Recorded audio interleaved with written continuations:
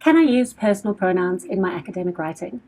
Hi, I'm Gabby from mythesiscoach.com, and today I answer this question I get asked all the time.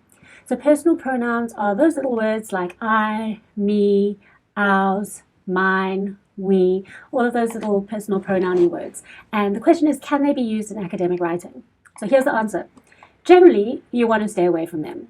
So say you are writing an essay about the impact of global warming in the South Pole, there'll be no need to use personal pronouns there, and you want to try and stay away from it.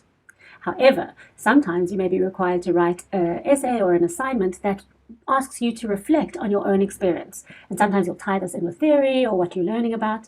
Now, in those situations, those reflective situations, then of course you will need to use it because you need to talk about, what you've been through or an aspect of your life. So in those situations, of course, you can use that personal pronoun.